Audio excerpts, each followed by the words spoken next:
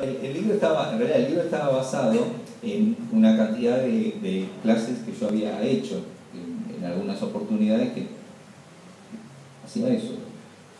Muchos venían y decían, bueno, ¿y por qué no hacemos un curso, un ámbito por el tema de Kabbalah? Y yo era bastante reacio al tema, hasta que luego finalmente encontré alguna forma de ver cómo introducirlo y explicarlo con el fin de que no tenga que ver con la erudición del saber, sino una herramienta espiritual del trabajo, ¿no? Escúchame, ¿vos tenés discípulos?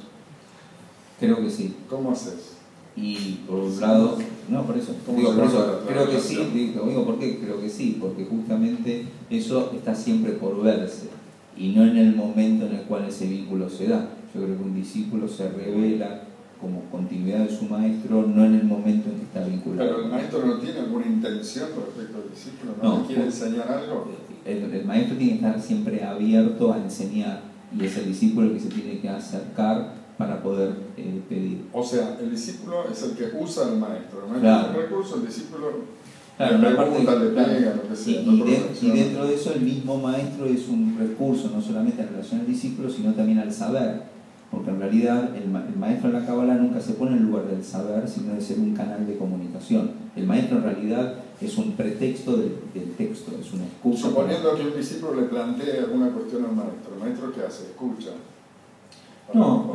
Digamos, contesta, debe contestar, siempre contesta, pero en la respuesta busca la didáctica por la cual el otro no asuma tu respuesta como propia, sino el proceso por el cual te llevó a responderle tal o cual cosa. Por ejemplo, le decís, qué bueno esto que se te ocurrió, y le decís lo que se te ocurrió. Sí, o por lo menos así que se te ocurra. Y a mí se me ocurrió esto, y lo estimulás a que se le ocurra a él también, porque no hay únicas respuestas posibles, sobre todo en este campo que tiene que ver con la búsqueda del sentido.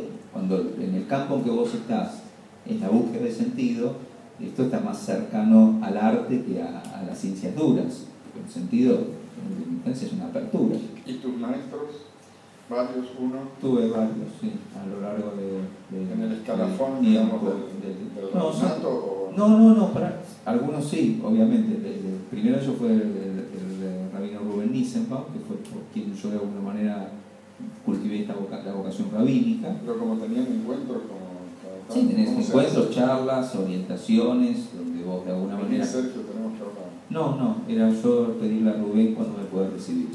¿Otra vez, Sergio? No te decía otra vez, pero sí. Es más, una de las prácticas, una de las técnicas que utilizan los maestros de la Kabbalah es, en general, alejar o rechazar al alumno inicialmente. Porque eso va como generando, de alguna manera, como un temple, donde el alumno tiene que volver y no dar ninguna respuesta. Sí, yo conocía la historia esa del Zen, de que el tipo tiene que pedir 3 veces. Claro, bueno, es lo mismo. Va al templo, a la montaña, golpea, no. Es el mismo principio del Talmud. El Talmud también dice que algo queda firme cuando vos lo haces 3 veces. Por ejemplo, si pedís perdón, tenés que pedir. No te perdono. Y tenés que volver a insistir, y a la tercera vez que te pedís perdón, te dice que no te perdona, en realidad ya estás perdonado porque estás liberado en términos de... Otro hijo de puta que te lo no decirte sí, te perdono, ¿no? Mira, pero tiene que haber una proximidad, otra vez, porque el discípulo en realidad no puede ser imitación del maestro, porque en la repetición no hay discípulo, hay imitación. Y al mismo tiempo el discípulo, por más que recibe y agradece de su maestro, nunca lo reemplaza, sino que se establece como uno. Bueno, en Zaratustra eso está bárbaro, cuando Zaratustra le dice, cuando todos hayáis renegado de mí, volveré entre vosotros. Si se permanecen fieles,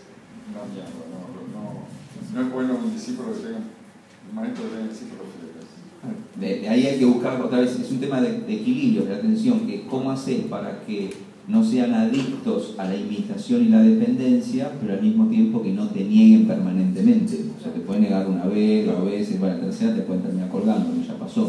Pero digamos que no sea una negación permanente por la cual la distancia óptima, que en realidad también se da en el vínculo entre padres e hijos. Desde mi perspectiva, lo biológico, lo ascendente, también lo ideal, digamos, que también el Talmud lo enseña, ese quien de alguna manera tiene preponderancia para vos, tu padre que te trae, tu madre que traen al mundo, o tus maestros que te enseñan en la sabiduría, etc. Bueno, eso también lo leí ahí, me hizo acordar otra cosa de Nietzsche, que Nietzsche dice que con quien menos está emparentado con los padres.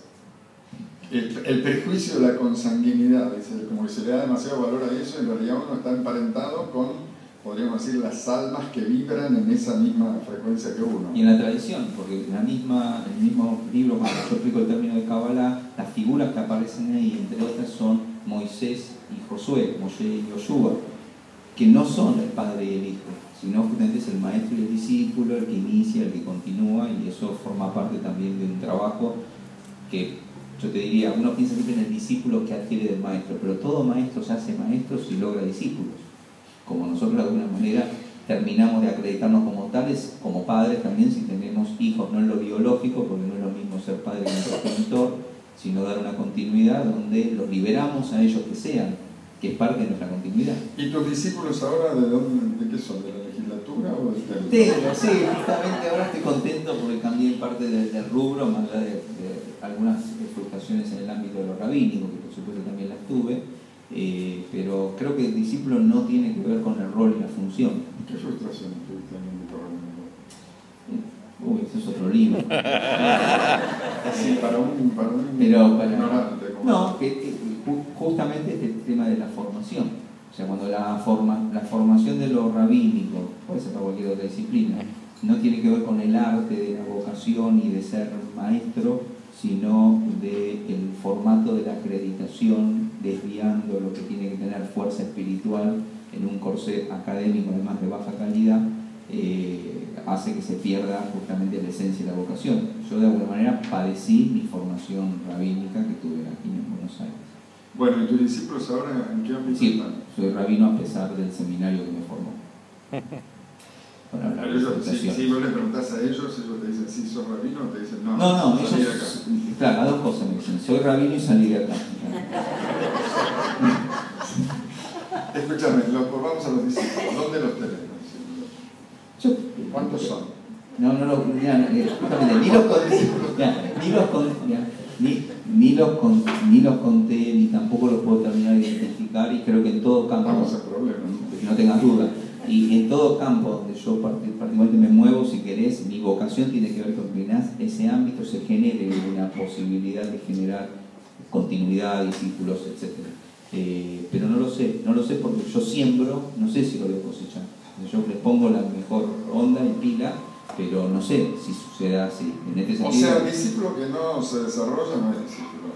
Lo cultivás, no se desarrolla. Es compartir con una semilla, ¿viste? O sea, la tenés que cuidar, la tenés que nutrir, pero no sabes si va a dar o no el fruto. Pero lo que no puedes hacer es quitarle la energía del intento de lo que te corresponde a vos. Digamos, vos te toca, o por insistir, no es una decisión, hasta te diría, racional y formal. Yo creo que es una disposición actitudinal, y también tiene que ver con esto de lo que uno recibe, da. Entonces, para mí, la idea de generar discípulos es porque yo reconozco y agradezco a mis maestros por todo lo que me dieron, y no siempre tuve la posibilidad yo de decírselos a todos, ni tampoco de darles el reconocimiento. Siempre lo intenté, y cada vez que hago algo los nombro, y después hay otros que tienen que ver con las prácticas que aprendés. Algunos te inician, después otros te perfeccionan. Yo tuve maestros de la Cábala meditativa cuando estudiaba en Jerusalén, conozco otros que tienen que ver con la Cábala práctica. Son todas diferentes referencias de maestros que tuve el privilegio de conocer. Ahora, si me preguntas a mí en qué línea, cuál de ellos yo sigo, y a ninguno y a todos, porque no veo en ningún modelo en particular una línea definida en la cual pueda generar mi propio camino. Y por otro lado, uno de los intentos del libro es multiplicar discípulos, pero no necesariamente porque me reconozcan a mí particularmente como maestro, sino porque puedan tener la apertura y encontrar ellos por sí mismos sus maestros. Y creo que también es un trabajo que debemos hacer, ¿no? Que no vengan todos a uno, sino que cada uno vaya a donde entiende que le hace bien estar. ¿Alguien? ¿Quiere preguntar?